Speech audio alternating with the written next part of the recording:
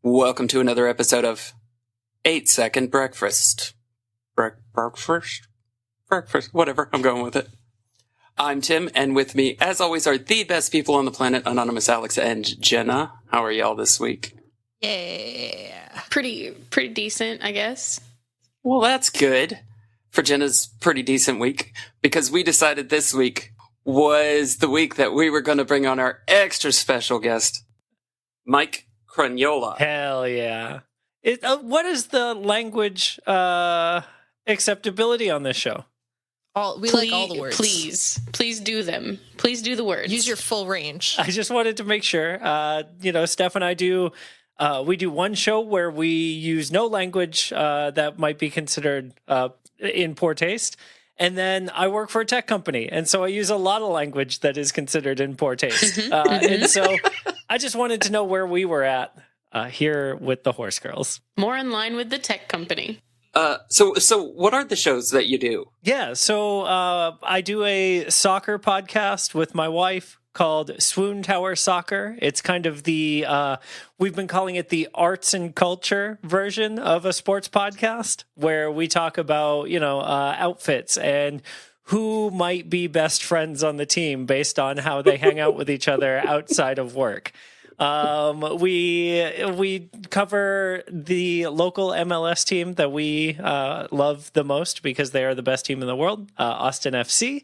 And lately we have been doing a weekly interview series with local creators of every team that Austin will be playing. So last week we interviewed the radio broadcaster for FC Dallas. And the week before that we had Renee Washington from the Philadelphia Union come on and talk to us. And she has a real sports job, and she hung out with us for a half hour to talk about Philly. And so it's been pretty cool. No, that sounds amazing. The other shows that I do are a show called In Addition with my friends Emily Swan, Tony P. Henderson, and also my wife, Stephanie.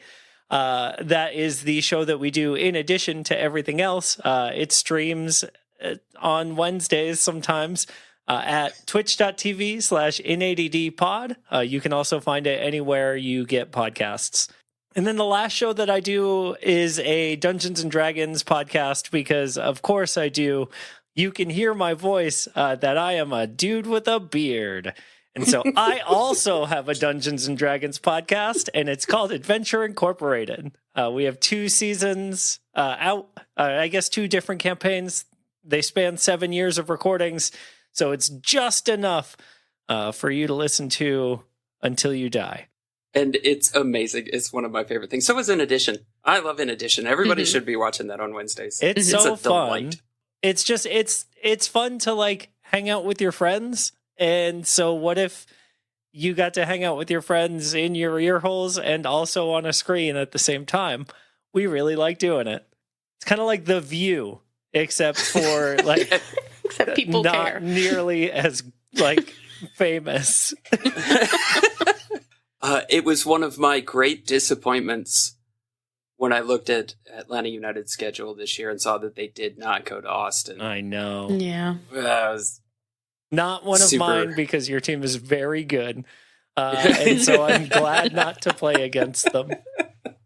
I was giving Alex's husband a bunch of crap because Atlanta United did beat Chicago, and the Hawks did beat the Bulls, and the Braves did beat the White Sox all in one day.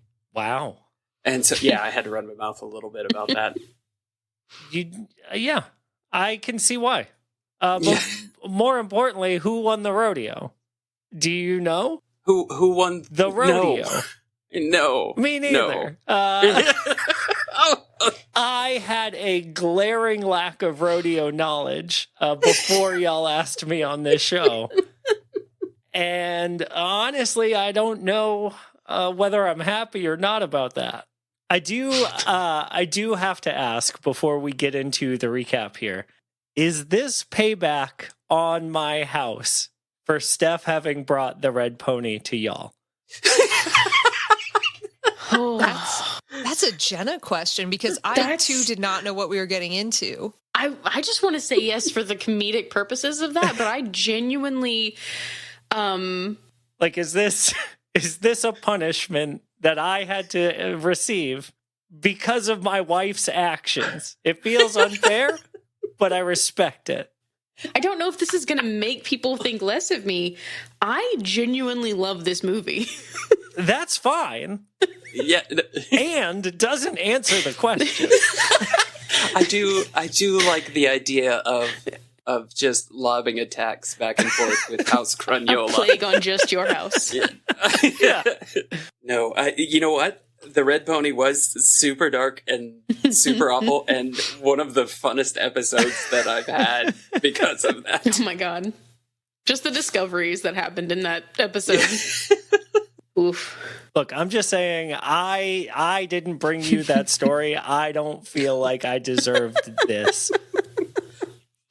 But I don't want to get into it too deep before we get into it. So let me tell you, we watched another Luke Perry movie last week, and it was a Family Channel version of Black Beauty. And I gotta say, you won. You did win. You won by missing that movie and getting this one. 1000%. I thought Luke Perry was honestly the highlight of this movie. I thought he was great. Yep. I thought he was one of the highlights of this movie. We'll get into it. We don't want to rush it here, but let me tell you, that was the exact same result we had after we watched Black Beauty. There was Luke Perry and there was everybody else. Yeah, that's fair. But yes, we did watch 8 Seconds, which is possibly Jenna's all-time favorite movie. No, stop it! You stop. It's very up there. That part is true. Top 5? No, it's got to be. No. Oh. Listen, Top the 3? amount that I cry during a movie doesn't mean that it's more favorite than the rest. Yeah. I heard some hidden sniffles. They weren't hidden. Yeah, so we watched 8 Seconds, which is another in our series of Luke Perry movies that I guess we're doing now by accident on Horse Girls. A Luke Perry podcast. But thankfully, for all of you who have never seen 8 Seconds, Mike is going to tell you what happened in that movie. Yeah, so I wanted to start off with a couple of taglines from the movie for my recap, right? So I went and I found some of the taglines off the IMDb page. Tagline number 1, champions aren't raised, they're clocked. Okay, sounds like maybe it's racing. I don't know. Tagline number 2, everything you've dreamed of, everything you've hoped and fought for, it all comes down to this. Okay, there's one challenge at the end of this movie. Now I know I've got 2 things in mind. Potentially racing, probably horses, because the Horse Girls asked me to watch this. And there's one big one coming up. The sport made him a legend. His heart made him a hero. So, okay, my dog's name is Hero. It's a sports movie, probably racing, probably horse racing now is where I'm at, right? So, okay, cool. We're going to see some galloping. And then the last one, hang on for the ride of your life. This has got to be fucking horse racing, right? Y'all, let me get into my notes here. The establishing shot of this movie features many 4-legged animals. So many of them are not horses. There are so many not horses in the opening shot. And then finally, we get a little boy on a horse. And I'm like, okay, cool. I see where this movie is going. Doesn't this little boy say, I'm not afraid of bulls? Y'all, this is a bull riding movie. 8 Seconds is a bull riding movie. But then the very next shot is the red balloon from It. So who knows what this movie's going to be? Immediately we see this red balloon after a child who was probably absolutely in It. Like the original one back in the 80s, not, the new one. And we see this child again, this time riding more not horses. There are more four-legged animals. These are sheeps, and he is riding them around like they're bulls. So I guess I want to take a time out here and ask the panel, who may be more knowledgeable than me, is that really how they train bull riders? That is really a thing they do with kids at rodeos to... It absolutely is, yeah. Theoretically train them to be bull riders. Yeah, theoretically. That is in no way similar to bull riding, but... Have y'all ever done it? Oh, absolutely, yeah. No. Jenna, are you serious? You rode a sheep? I grew up on a farm. That's not what I asked. Yes, I have ridden sheep as a child. Oh my gosh. I want to turn this into a different show. I want to learn so much more. But anyway, we're going to jump to Cynthia Geary. She is riding a horse. She plays, I just kept calling her Cynthia Geary the whole time I watched this movie. She had a character name. Who is a real person, by the way. She was... Kelly Kyle Frost. And that is a real person who is a horse rider. She is a fast horse rider. She does barrel riding, which is a type of horse riding where the horse rides quickly around a barrel. It's right in the name. And she did it. And so here she is riding a horse, and I'm like, okay, cool. Now I see why Horse Girls wanted me to watch this movie. It's probably going to be a love story about the little boy from It as a grown-up courting the horse girl. Solid. I know what I'm expecting now, right? It does say she's riding a quarter horse. I wrote down a very stupid joke about how that horse looked like a full horse to me. And I couldn't decide if I was going to use it or not. And so I'll leave it to y'all if I should use it or not. It's gold. It's gold. Because my friend Emily Swan, a swan named Emily all across the internet, y'all may know her as an incredible artist. She taught me what a quarter horse was recently. So I understand that is a horse that runs a quarter mile, right? Ish. They can run more. They're just the fastest over a quarter of a mile of all the horses. Correct. Yeah. Vin Diesel's horse. I don't know enough about Vin Diesel. I'm so sorry, but you're right about the horse. This is his famous line. Yeah. I live my life. I ride my horses a quarter mile at a time. I replaced that with the fiscal quarter one in my head. I was trying so hard to figure out what the actual line was. I'm like, no. I've ruined my brain. Yeah, I ride my horse a quarter mile at a time. Everybody knows Vin Diesel. Okay, so I loved that Stephen Baldwin is in this movie as Luke Perry's best friend. I think that's a great touch. And then, so I'm going to jump to the end of the movie real quick where they show like the actual dudes. And the dude that Luke Perry plays looks incredibly like Luke Perry, and the dude that Stephen Baldwin plays looks incredibly like Stephen Baldwin. Like, the casting, A+ in this movie. We had that exact same conversation right after the movie. I was like, oh my God, they are identical. Yeah. Truly shocking. I thought when Stephen Baldwin was making his faces, right, I was like, there's no way a human being looks like this. And then that guy made exactly those faces in the interviews, and I was like, fuck me. Stephen Baldwin, A+. Never in my life would I have said that other than Biodome, and here he was. Anyway, so Stephen Baldwin starts roadhousing at one point right in the very beginning to establish why his name is Tough. That's right. Stephen Baldwin plays a man named Tough Hedeman. I definitely read this when I read the synopsis of the movie as Tough Headman. And then later in the movie, you find out that Tough's real name is Richard, which means that his name is Dick Headman. I see why he went with Tough. Anyway, Tough Headman and Lane Frost are best friends who drive everywhere and wear cowboy boots and shirts together and ride bulls. And they compete in all these small-time rodeos. And meanwhile, Cynthia Geary is there just absolutely killing it in the barrel horse racing. And barrel racing? Does the horse go to the word horse? That doesn't get included in there, right? It's really up to you. It's really just how familiar do you want to present? Because if you say barrel racing and people like with the horses, you're like, obviously. Like, it's really just, it's the confidence you want to bring to it. Yeah, okay. So Cynthia Geary is just an absolute killer on the barrel racing track. Legendary with her horse Crawford.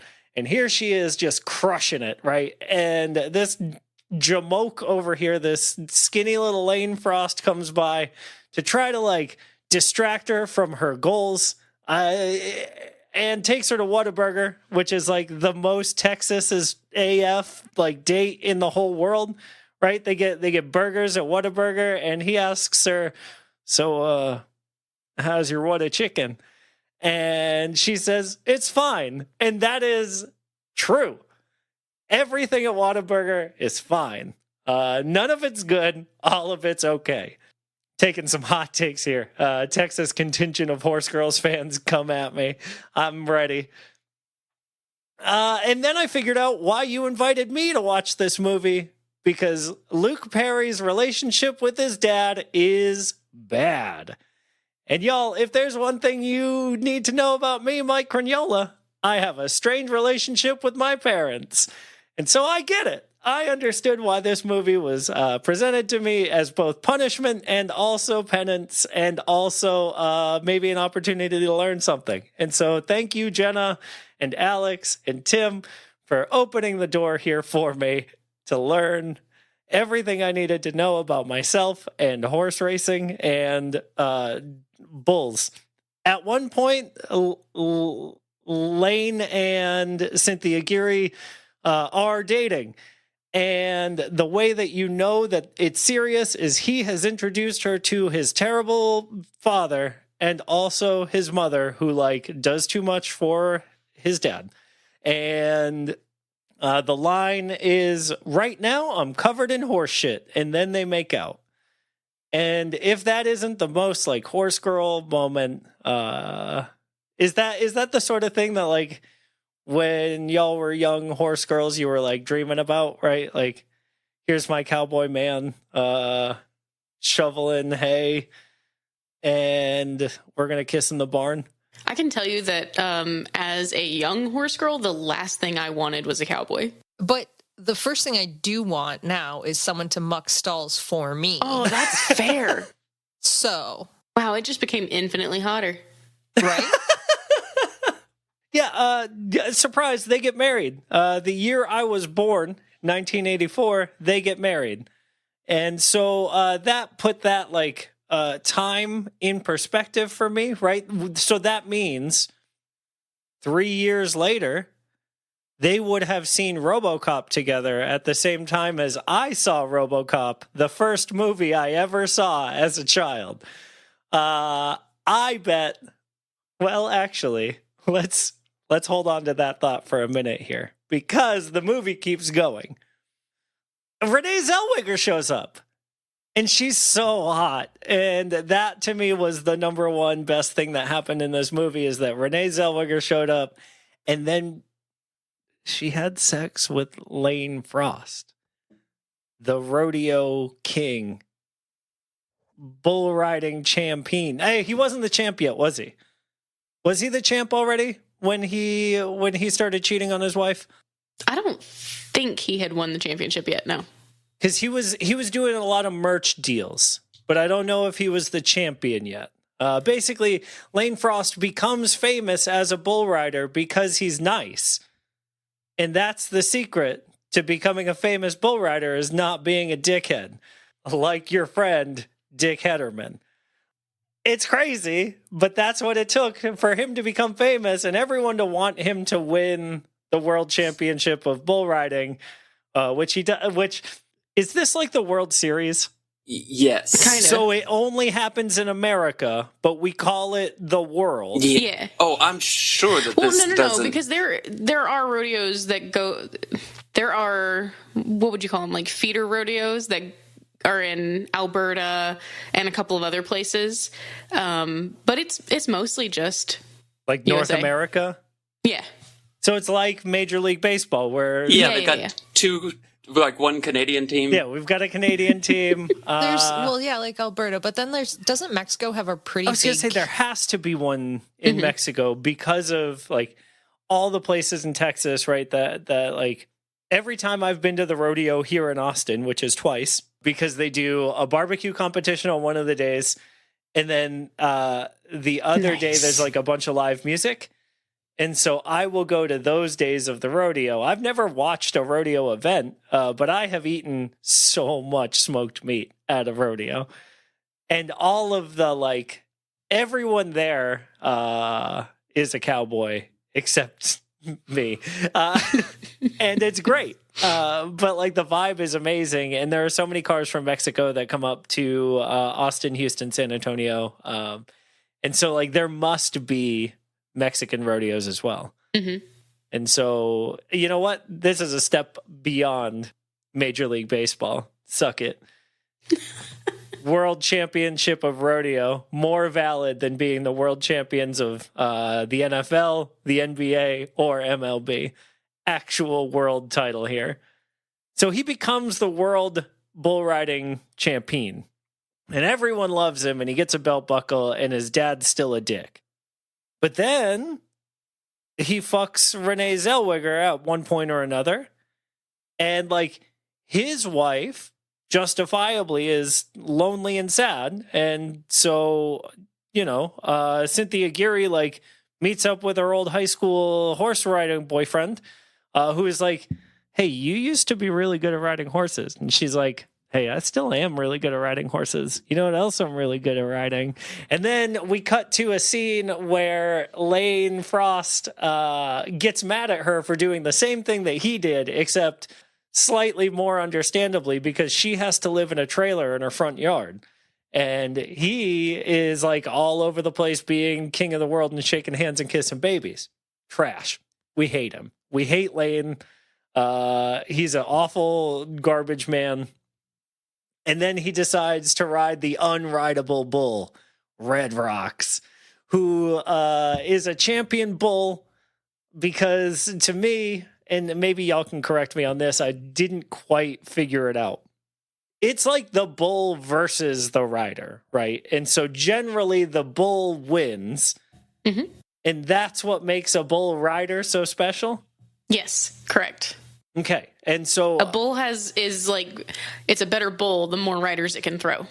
Yeah, and so this bull has thrown 311 riders off, including Lane 3 times. And so this bull is undefeated. He's the Mike Tyson of bulls. And Lane goes in there, and because he's apologized to his wife, he is buoyed by the power of love and rides this bull, and wins the bull. Not that he doesn't win the bull. He wins the contest against the bull. And we're all so proud, and everything's like coming up Lane, you know. He shows Cynthia Geary the land that he's going to buy and makes a joke about where he's going to put the trailer, and it's pretty cute. And you're like, you know what? I can get down with this. What did I write? The folksiest, hokiest, cowboyest win in the world. Yeehaw. Like, I can get down with that guy. He seems all right now, even though he like desperately needs a therapist. And then the next note I have is, what the fuck? I don't know. And then I paused and I said, the next note I have is, what the actual fuck? There's 15 minutes left. So basically, what is that? You know, 1/8 of the movie is left and Lane Frost dies?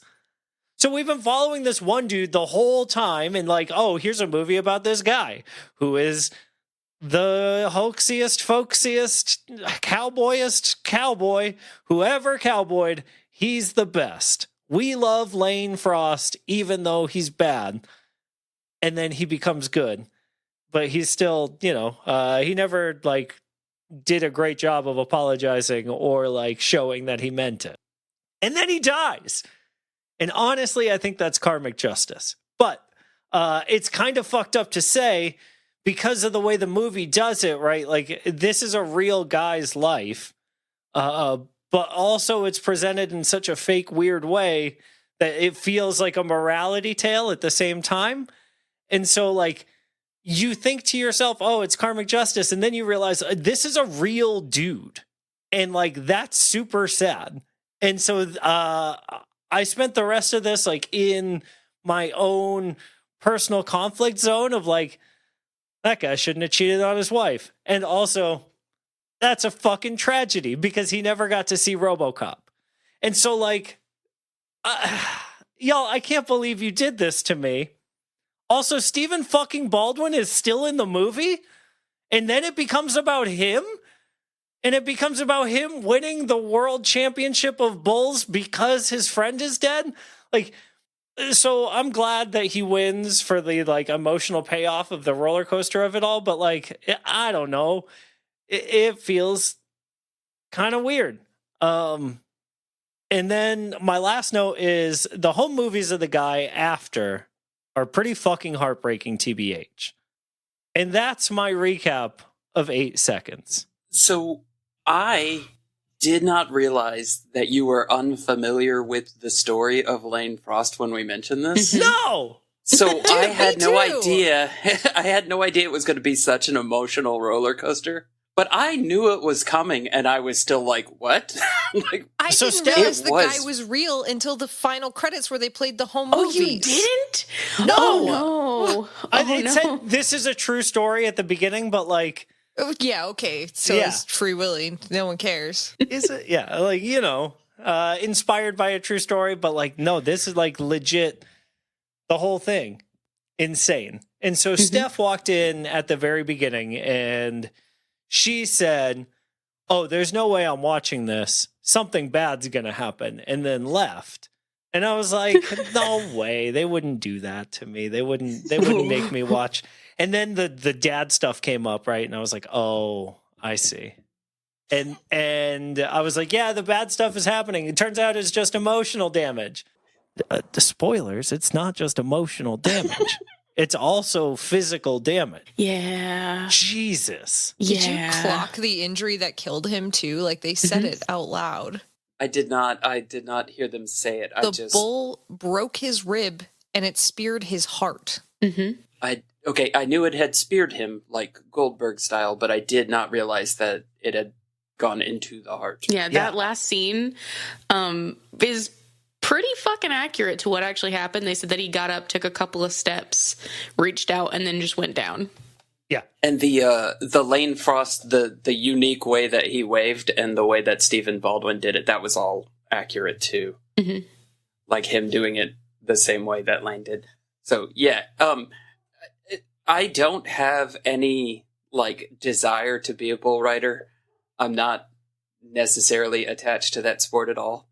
But that moment when Tough just keeps riding that bull long after 8 seconds, and I'm like, yeah, you keep riding that bull, Tough.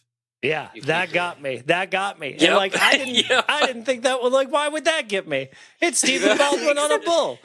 They didn't necessarily need to say he's riding for Lane now. Like, we got it. We got that. Yeah. We did.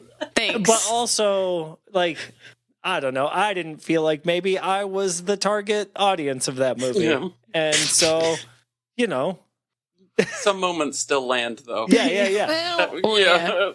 I did tell Jenna that it is like 100% her own fault when I walk around the house referring to her as Huss from now on, because Yeah, that was a lot. There was Don't like that. definitely there was definitely a lot of like mid '90s homophobia and misogyny, like Yes, very deep in this movie, which it's kind of ironic for a bunch of dudes who like walk around in matching shirts and like chaps, but like Sparkly chaps. yeah, the level of ridicule was very accurate to dudes hanging out at that time, though. yes, Yeah. Yeah. And actually, probably still currently, just At a rodeo, We for find- sure. Yeah. and literally anywhere we go. Yeah. I rip on all of my friends constantly, and they do it back to me, so. I'm sorry. I just saw that this was directed by the same director as Rocky and the Karate Kid. I did not know that. Yep. John G. Avildsen, who directed Rocky and the Karate Kid, directed 8 Seconds. Yeah. Sure knows how to own me in sports movies then. He's been doing it to me my whole life. Also, I also saw RoboCop entirely too young. I had that thought later in life that, I should not have watched. That was probably the first R-rated movie I ever saw was RoboCop. And I remember thinking that later, I should not have seen that. It definitely skewed me. Yeah. In ways that it shouldn't have. So it turns out he could have seen RoboCop, by the way, because RoboCop came out in 1987. I just had to check. I thought it was 89, but turns out it was 87, which means I was even younger than I should have been. Oh my God. To see that movie. That movie would have been horrific. Yeah, at that age. I was probably 9. I was and it was 3. No good. Yeah. No. But you know what? I think if I had seen this movie, it might have had a more profound effect on my life as a 3-year-old than RoboCop did. I might have wanted to become a bull rider. Top Gun was that movie for me. I was 6 when I saw Top Gun, and I was convinced I was going to be a Navy pilot. I am in the alternate universe so deep right now where the way that Jenna and Mike Crugnola met was at a rodeo where Jenna was roping and Mike Crugnola was bull riding. Oh my God. Yep. Yeah. It's probably still in Atlanta, obviously. But just coming from a different set of nerds, right? Yep. We are meeting up with horse nerds instead of comic book nerds and role-playing game nerds. Oh, it's man. all still nerds, though. That was the one thing that, I really liked about this movie particularly, was the way that, it's the same hero worship stuff as, any other activity, right? Except that they're at a more close or a less exaggerated level of fame, right? I could never walk up to a Major League Baseball player when I was 9, the way that these kids were to bull riders, but I could have to a soccer player now, right? An MLS player you can walk up to on the street and be like, hey man, this, that, or the other thing, right? And that's the level of access that little rodeo fans have to these rodeo stars. And I just really love that. And I love that Cynthia Geary got to still be that on her own time when she wasn't dealing with Lane's shit. I got into a huge argument at work a few years ago about this exact topic because I had a friend or a coworker who was also a friend who was telling me about his favorite college football team and the high school kids that were getting recruited into the team in the next couple of years. And so I referred to him as a football nerd. And he said that was mathematically impossible. You can't be a football nerd. And I'm like, I don't know. If you know the high school kids that are going to your college team, not even now, but in the future, that's football nerd. Yeah. I don't even think that acting nerd, people who are into movies and shit would know who's in the theater program in different colleges. No. That's what I'm saying. This is deep cut. Yeah, no, that is football nerdery for sure. Yeah. That guy's wrong. You are right. Don't worry, Tim. You know what? Send me his email after the show. I'll get him. Hey, Leah. So, okay, overall, we know your emotional journey through the movie, but did you enjoy them? Honestly, I thought I was going to hate this movie a lot more than I did. Victory for me. Well, I'm taking it. Honestly, I watched the whole thing, and I watched the credit scenes So like that's a win. I happily spent an hour 45 watching this movie. I do think that because it was 100%. It's the Robert Pattinson effect. I think I undervalued Luke Perry because of 90210. And then I watched this movie. I'm like, no, you know what? And we watched the movie last week, and we've seen him in other stuff, and I'm like, that guy's just a really good actor. Yeah, he's really good at it. And then I think that Stephen Baldwin did a great job also. I couldn't believe it. Like, the second he shows up on screen, I went, no! And Steph from the other room was like, what's wrong? And I was like, Stephen Baldwin's in this movie! And she went, Wah! And so, like, the whole house was dealing with it. I'm trying to figure out how to make Biodome the next movie that we watch. I don't think there's a horse in that movie. No, I don't think so either. There is a weasel. Alex has no idea what we're talking about. There is a weasel. A weasel. Oh my God. This is totally off topic. I'm so sorry, but I was in the Austin airport and wasn't the fucking weasel right behind me? No shit. Pauly Shore himself in line at TSA with me. Obviously, we both have pre-check, please. We're not plebes. But he was there. And so, like, I tried to play it super cool. I wasn't going to say anything. And then as, like, we crossed paths again, I was like, man, I just want to say that, like, you were foundational to everything I think is funny. And he was like, oh man, that means a lot. Thank you. Nice. I love it when those stories have a good, like, there's a good reaction. Yeah.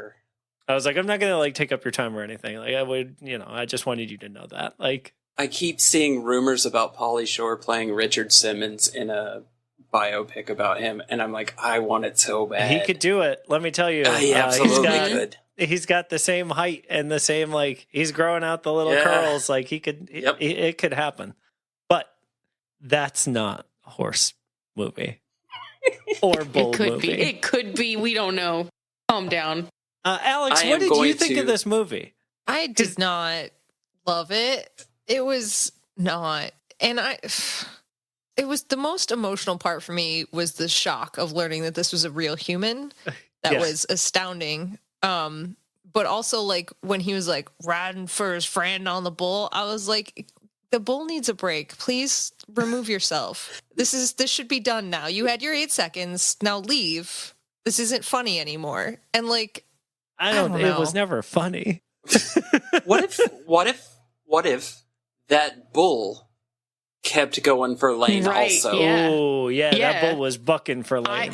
I didn't watch to see if the flank strap fell off and then he just kept going.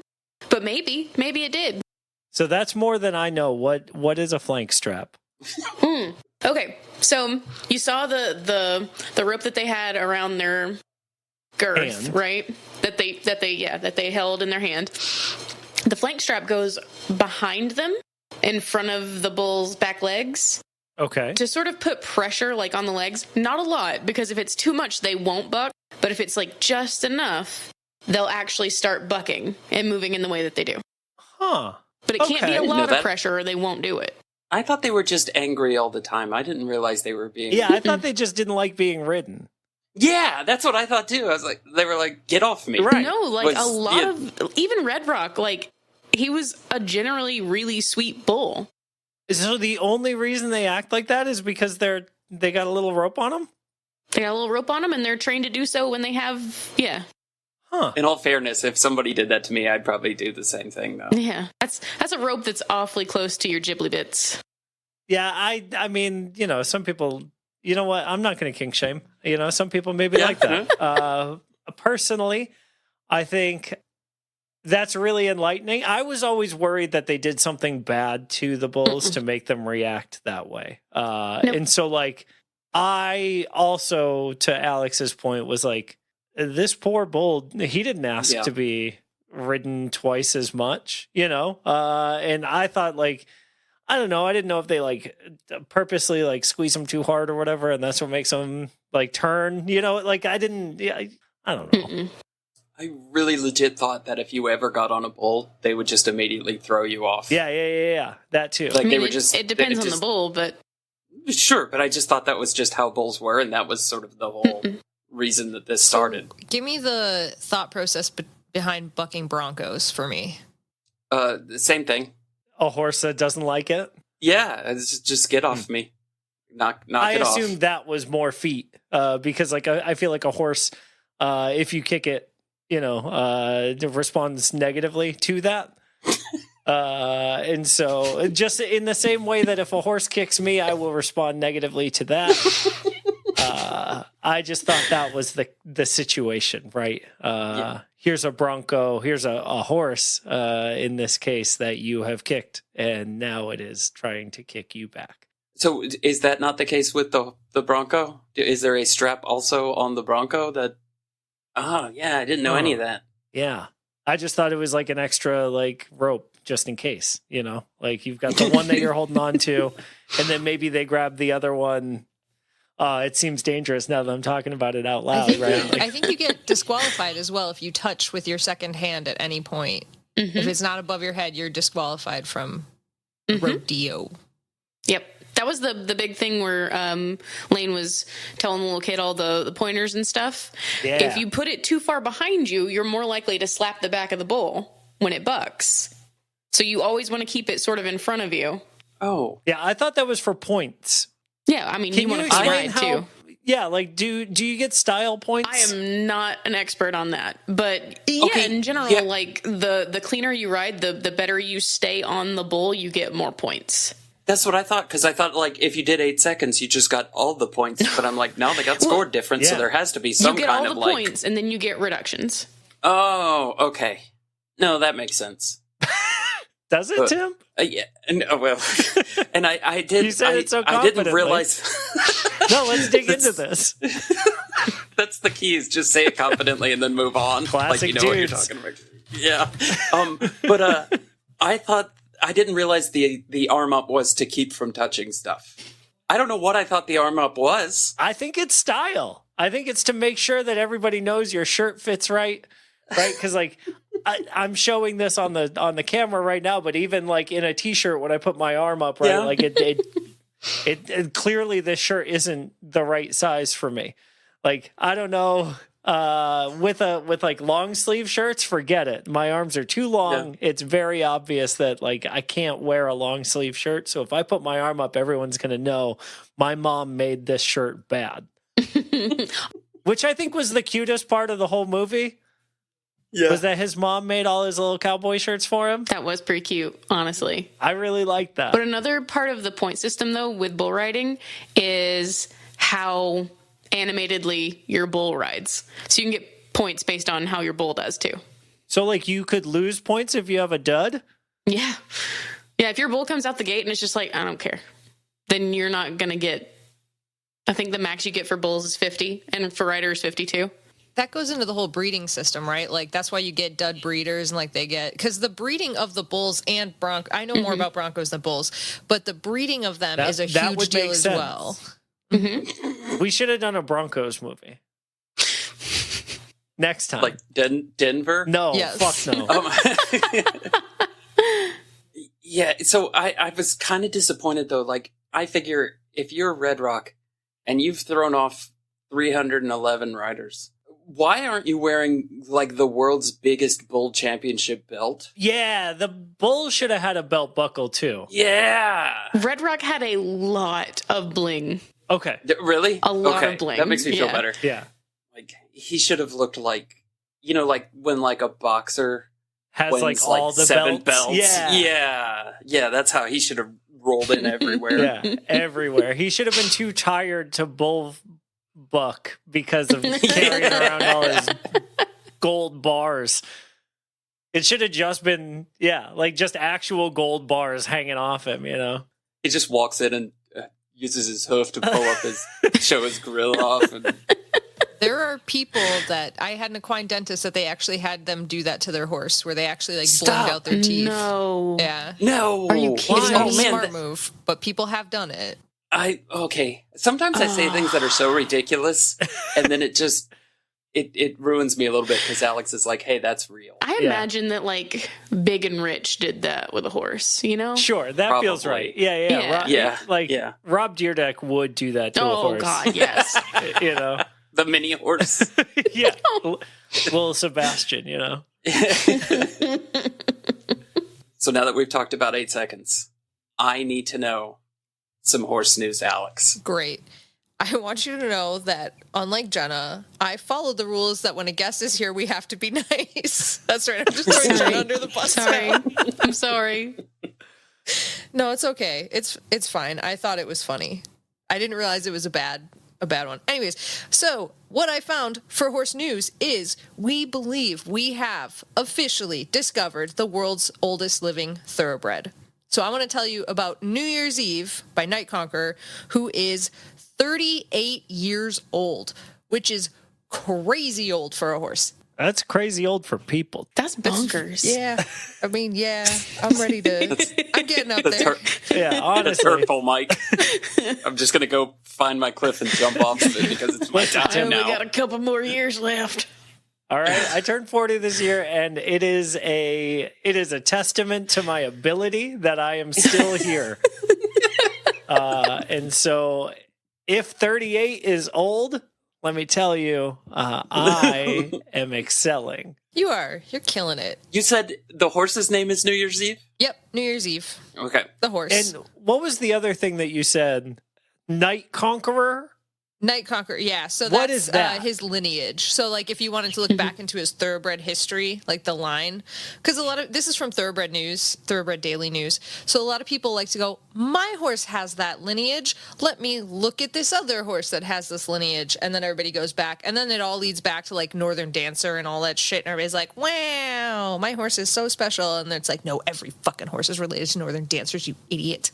So, anyways, that's a lot. I want to, I'm sorry to distract from the content. never. I just want to understand. So how far back is Northern Conqueror, Night Conqueror? Also, what a name. It's a great name. So when it's listed like that, it's going to be their direct parent. And it's probably their dad. I don't know. It doesn't say by or out of, so I don't know for sure. But it's like one back. It's one of their two parents. Okay. By or out of is the correct term for mom or dad? Is dad. By, out of is mom, because out of. Okay. Yeah. Yeah, that makes sense. That's where they Tracks. come from, Tim. Yeah. Thank you. Exactly. And also where they come out of. Yeah. I thought when you said that the New Year's Eve by Night Conqueror, I just assumed that it was like wrestling manager. Oh yeah, rules. yeah. I thought it was like a Yeah, company, right? Like Night Company, Night Conqueror is the breeding corporation that created this horse. What an evil sounding corporation. I know. That's why that's literally why I wanted to know what Night Conqueror was, because if it was a brand of horse breeding, I would personally choose a different brand with a less villainous name. Unless I wanted like a big black horse. You know what I mean? Yeah. If I wanted a horse that like conquered you the could night. ride in doing your villain stuff. Yeah. Yeah. That's where they buy them apocalypse horses from. Yeah, for sure. The horse that you ride into the path of totality for this upcoming, full eclipse comes from Night Conqueror, obviously. Are you in the path of that, by the way? Oh, hell yeah, I'm in the path. Yeah, I'll let you know might be. what happens, brother. Okay, 38 years old. How do they know? They tattoo their lips. So they looked at all their lip tattoos. To be a racing thoroughbred or in the racing industry, they have to have a mark that is permanent, right? So they'll flip up their lip and tattoo the inside of their upper lip. And the first thing on there is a letter, and that gives you the year generally. Of course, every 26 years it flips back into it. So you have to look at the ending numbers, which gives them their jockey club number. So that's how you know they're registered with a jockey club. Why do we have to code date the horses? Why can't we just put the date? because it needs their whole like history as well. Like they have a very intense registry there for like breeding, for making sure like you're not switching horses on the racetrack as well. That's like another really important reason. And like, you know, for all of that jazz, there's other ways to do that. Like there's freeze branding, there's, you know, hot branding, there's all sorts of other ways. But the way that racehorses do it is they tattoo that upper lip. Well, thoroughbred racehorses. That's fascinating. Do any of y'all have lower lip tattoos? I wish. have known one person who had, I think it was the upper lip tattooed. Upper. That's intense. I'm not sure. It may have been lower. I don't know. I know so many people, because I like hung out with dum-dums, like with these tattoos, like in the bottom lip, that said all sorts of dumb things. And like, do horse tattoos fade in the same way that people's lip tattoos fade? And if so, how do they, like, this is so in the horse weeds. Do they like re-tattoo the same stuff over again? Or like, They don't. They do fade. And so they get, especially as they get to like their late teens, 20s, they're really hard to read. They don't re-tattoo them because most of the time you're not having a racing career that's going to outlast that tattoo. The horses just don't hold up for that long. that makes sense. But yeah, so most of the time you just let it fade. And then it's just, you know, the 12-year-old girl riding them that's like, I can tell how old my horse is. Let me look up their thing and see what their record was and all that shit. So Let me count the rings. Exactly. Yeah. Let me chop open his bones and count the trees or whatever. So that was a good one. Thank you, Alex, for not bringing it down like normal with your No problem. horrible And then he horses. died. And then, yeah. I mean, it's only a matter of time. Let me tell you, 39, I'm feeling it, you know? It could be any day. It could be any day now. Oh, man. Me and New Year's Eve going out together. Heck yeah. All right, it's quiz time, Jenna. Oh, Is it? I've been putting it off. I've been doing a lot of bits because I'm nervous about quiz time. You got this. It's going to be okay. I promise.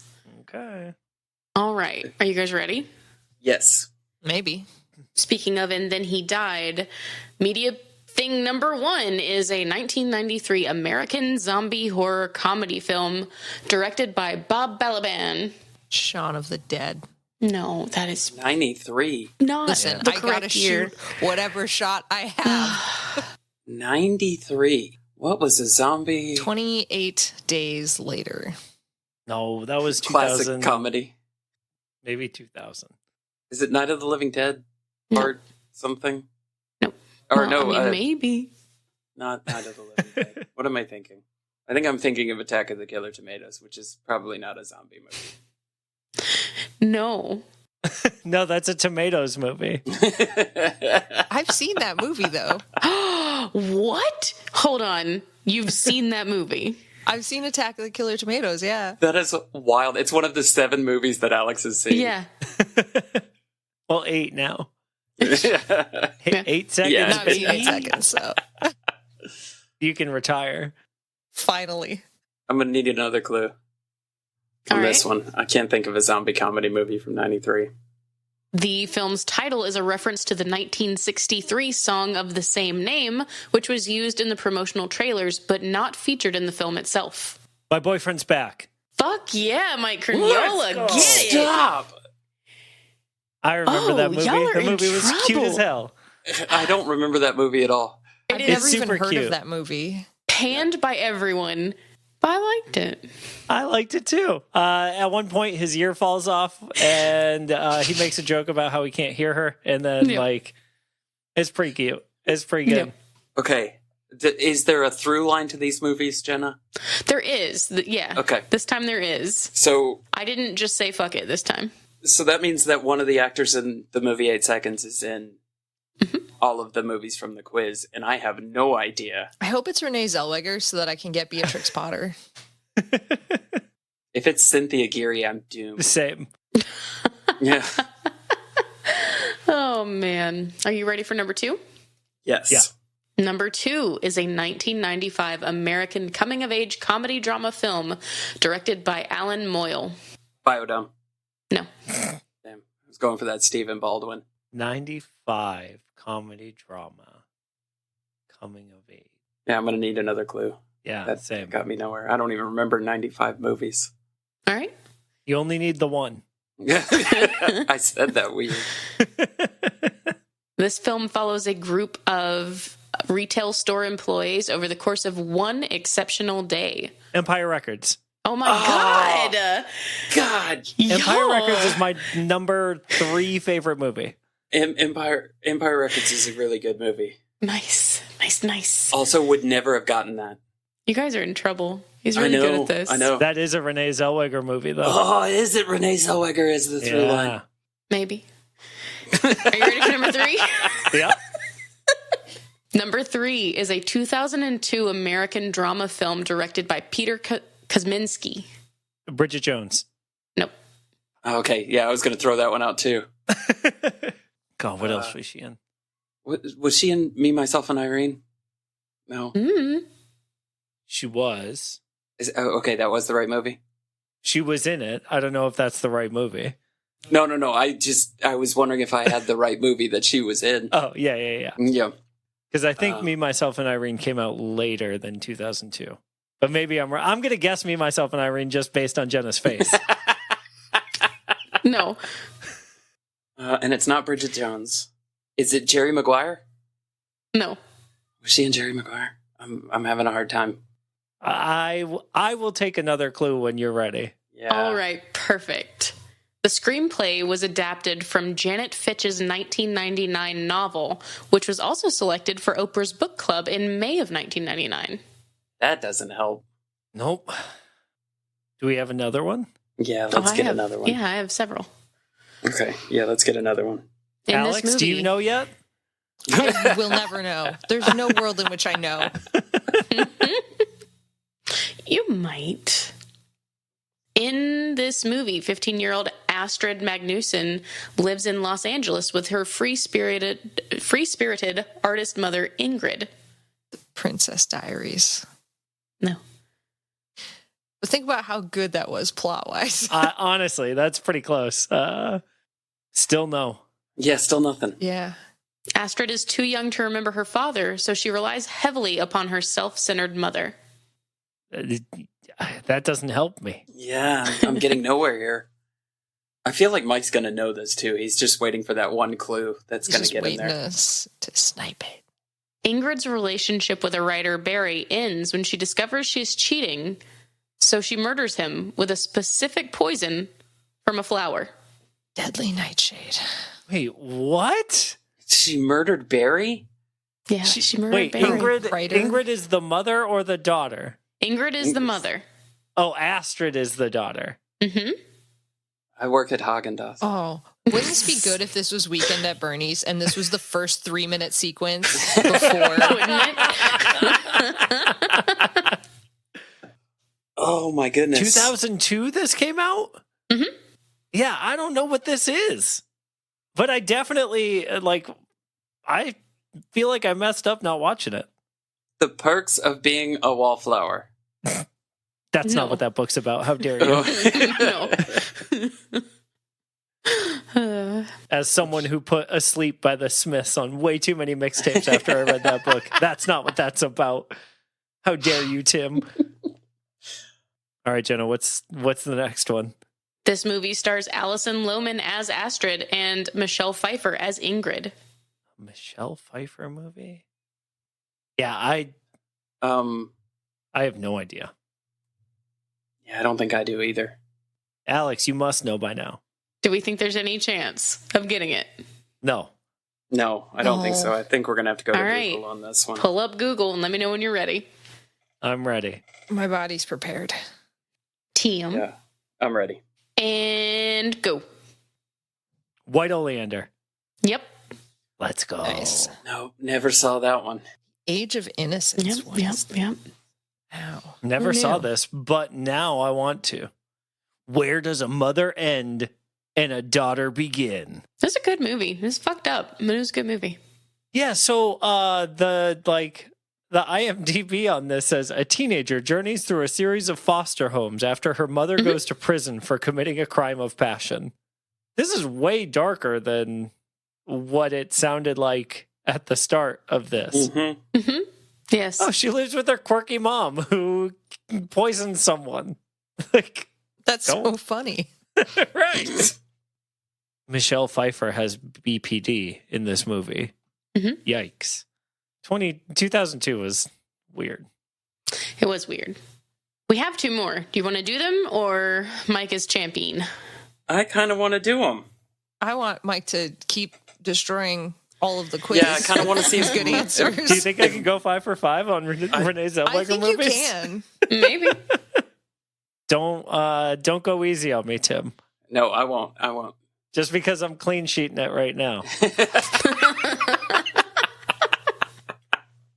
Number 4 is a 2008 American Western film based on the 2005 novel by crime writer Robert B. Parker.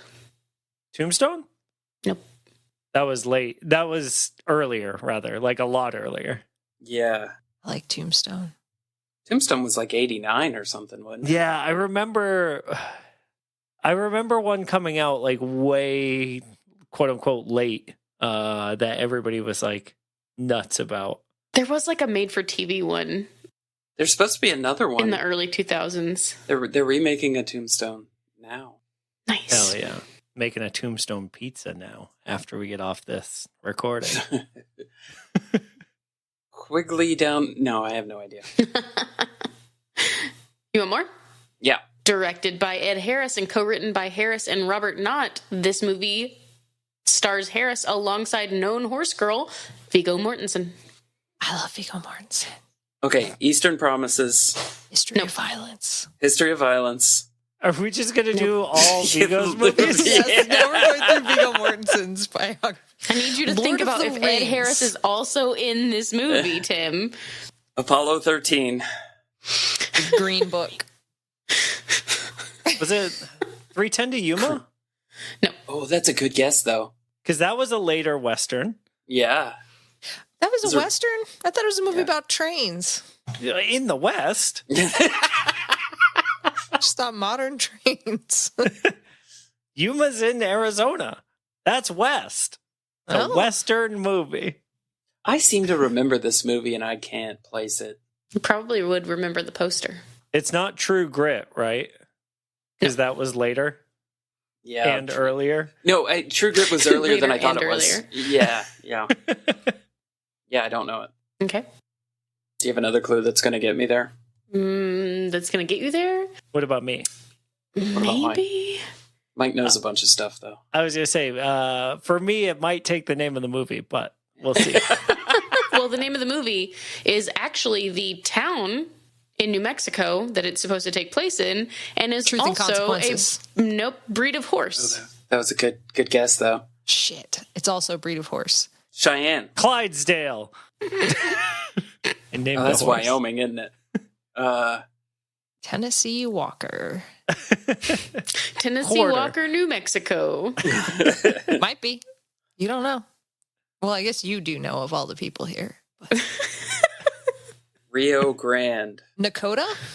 Nope. It's cheating to look up horse breeds, right? Yes.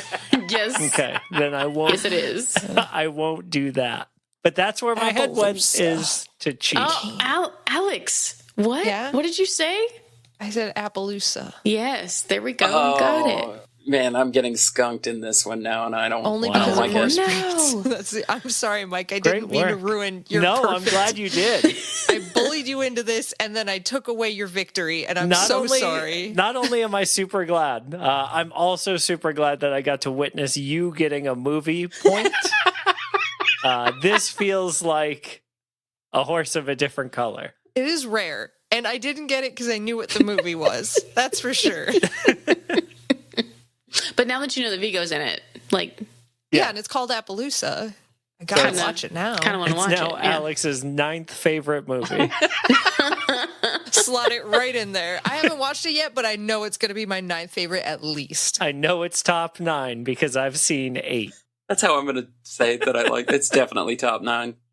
That's just... All right, Jenna, what's the last one? You want that last one? Yeah. All right. I'm very intrigued to see if anyone else in the world has ever seen this movie. Oh, God. Oh, it's a deep cut. This one is a 1996 American independent biographical film produced and directed by Dan Ireland in his directorial debut. Nope. Nope. That's nothing. You haven't told us anything that will help me guess what this movie is yet. All right. Okay. It depicts the relationship between Pulp Fiction writer Robert E. Howard and school teacher Novaline Price Ellis. Is that American Splendor? That's not American Splendor, is it? No. The movie depicts it, or like it is depicted within. Like, I don't understand. The movie depicts their life.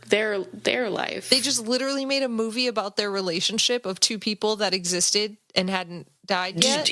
Hold on. Pulp Fiction writer Robert E. Howard. Yeah. Was he dead at the time of this movie? Probably, right? By the time the movie was made, absolutely. Yeah. Okay. Yeah. That's a boring ass movie. All right. Okay, Tim, do you know who Robert E. Howard is? I don't know. Conan the Barbarian. Oh, no, I did not know that was Robert E. Wait, Howard. he was Conan or he wrote No, Conan? he wrote it. He wrote.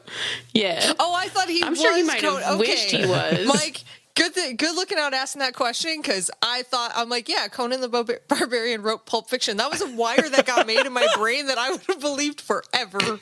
I see where the confusion lies, Alex. You heard Pulp Fiction and you thought the movie Pulp Fiction, Yes. not the genre of fiction known Precisely. as pulp. Okay. Understood. And Got I'm it. like, why I would got you make now. a movie about the relationship of the guy that wrote the movie? I'm so confused. Now he's Conan the Barbarian. Yeah. And he's not the Conan the Barbarian. He is the writer of Conan the Barbarian. So I he's can't not wait. Arnold Schwarzenegger. In 2 weeks, we're going to have a quiz, and Alex is going to yell out Conan Tarantino, and I cannot wait for it. Tarantino. Oh, God. Okay, a movie about the writer of Conan the Barbarian. Uh-huh. Not Pulp Fiction. Not Not Pulp Fiction. Has specifically not nothing Pulp to do with Fiction. Samuel L. Jackson. The writer of Pulp Fiction novels. Well, you can see also why I was grasping at straws of like, why would they depict a current Yeah, relationship? yeah. Because it's not, Yeah, no, that'd be crazy. yeah, but then I ask the questions and like, then people are just like, Alex, you're asking really dumb questions. I'm like, maybe I don't get it. Maybe I don't understand. Maybe it's me. It's not you. I need another clue, Jenna. Man, I don't even know at this point. This movie starred Vincent D'Onofrio as Bob Howard and Renee Zellweger as Novaline Pierce. Yeah, I The could Cell. have told you that. Did you just say The Cell? Get out! It's Vincent D'Onofrio. I'm just reaching now. Oh my God. I do not know. No, I do not know this one. That's okay. We can go to Google I'm ready. and go. I've forgotten every fact you've told me about this movie. The whole wide world. I'm not sure who got there first. I think it was a tie. Nice. We'll take half a point each, please. Yeah. There we go. I'm So on the that board. Tim doesn't Yeah. end up 0 on his own show. I've never seen that movie, and I don't know it. Me neither. Yep. It's lonely over here. Was it good? I liked it. I liked D'Onofrio and I like Renee Yeah. Zellweger. I mean, His Kingpin is fantastic. Oh, and Helen Yeah. Cates is in it too? I'm just, like, you can definitely tell that Jenna did this quiz and not me, because Renee Zellweger was in the Texas Chainsaw Massacre, The Next Generation, and I don't think I could have done this quiz without that being one of them. I am not going to ever give you the obvious ones, Tim. Yeah. I mean, we could have gone with Chicago. We could have gone with Jerry Maguire. We Those could are have gone... obvious ones. See, it's funny because to me, Empire Records is the obvious one. That is Yeah. the obvious Renee Zellweger movie. I had forgotten that she was in it. How? I was don't know. banking on that. Yeah. Music Town's I'm sorry. outfit policy says no revealing clothing. And she's wearing the little, just the apron. Yeah. Mhm.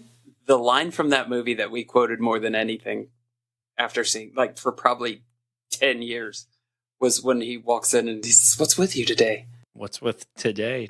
That's it. Wait, just, I can't tell you how many times. We do that one, and we do, there's 24 usable hours in every day. Steph and I, like, basically live by that idea, which is why we do way too much. Turns out everyone on this call also does live by that idea. Yeah. This has been really fun. Yeah, thanks for hanging out with us, Mike. I feel great that I won the quiz. We're gonna have to go back and see if Steph won. I am sorry to I can't guarantee Steph did not win the quiz. The only reason I can say that is because she would have told me that I had to win the quiz before I came on. Yeah. She would have set the expectation of me winning the quiz. I'm sorry to the listeners about my terrible description of the 8 Seconds movie. If you heard that and still have questions, you should watch it yourself. And then listen back and be like, "Oh, I see where he was going with all of this." You want to remind everybody where they can find you? Yeah. You can find me at futureXskeleton everywhere on the internet. Because while I'm a man today, in the future I'll be a skeleton. Somehow I thought the leap to get there was going to be like more intense. I didn't realize it was. It's just in a time that is not the present, but will come soon. I will be a skeleton, and so that is futureXskeleton everywhere online. Thank y'all so much. Oh no, thank you for coming and hanging out with Hell us. Yeah. But you know what futureXskeleton makes me think? What? You know what it sounds like? It sounds like a great metal horse named Alex. No. It's not one of the ones we have, but do you want to like say it in the same like lineup, and we'll just see how Yeah, it. see how it fits. Cool. Just try it like on. real quick. We have our horses: Moose Jaw McGraw, Big Thick, Mark Galen, Beta Ray Philly. Those are our horses. And you know who could be right up there, naming lights? futureXskeleton. See, But until that's that it. time, it's very good. But until that time, we're going to have to deal with Hot Lava SpaghettiOs from Nate, Iron Meriden from Stevie Lake's boyfriend, Philip D. Keating, Day Old Donuts III from Anonymous Steve, who I've never doxed personally, Dime Bag from Matt Alman, Marital Combat from Metastrophe, Glue Factory from Bean, Pony Hawk from Olivia, and Ronnie from Scott. Yeah, I think It fit fits. in. It fit in Yeah, really I think good. so. I think Yeah. so. Pretty metal sounding name. Let's do an outro. All right, I'll do one, but only one. That's all you get today, okay? No more. What if it's really good and we want an encore? Ooh. Dude, no, that's what you have to do. You have to do longer than 8 seconds on the outro. Oh yeah. Or, yeah. You got to do an outro for Lane. Lane. Well, that's a really unfortunate thing, because the way I was starting this outro was, and this brings our podcast to an end, similarly to the way that the bull ended Lane in this very movie. Thank you for listening to Horse Girls. Keep going for Lane. I'm gonna keep going for Lane. If you want to know when new episodes are posted or share your observations of this positively academic podcast, follow us on Facebook at Horse Girls Podcast, Twitter and Instagram at Horse Girls Cast. And if you want to buy some radical shirts and things, visit duckduckjenna.com, America's most beloved search engine, to search for one thing, and that's Horse Girls merch. There are none of Lane's shirts on there, but that's okay. I'm going to keep going for Lane. Do you want to take a relationship to the next level? You know you do. You can become part of our barn at horsegirls.club or patreon.com/horsegirls, where we have a veritable plethora of things to offer you, like content, but more importantly, horses in the barn. You can also go to Single Thought Connection, THOT. You get it. You love it. That's our URL. If you want to find us on other podcasts, you can. We do a million of them. If you like TTRPGs, check out Dungeons and Dragon Beams, Late Starters, and Dragon Knight Adventure Friends. Knight as in the darkness, not as in a shiny suit guy that will fight a dragon. If you like Animorphs, check out Animorphs Anonymous. Surprise! We also do Surprise Attack Book Club. And if you are betwitched by Jenna, check out Jenna's Twitch channel at twitch.tv/JennaChill with one singular L. And I swear to God, if you put that second L anywhere except for Google, I will come at you. I will break your rib into the shape of an L and stab it in your heart. I'm going to keep going for Lane, though. If you like me can't get enough of Tim, check out his Appalachian voice on such podcasts as The Way We Haunt Now. And if you think our episode art is hella cute, that's because it is. It was created by KCD, who writes and illustrates a webcomic called Beside You, which you can read for free at besideyoucomic.com. May the nuts ever stick to your roof. Keep going for Lane.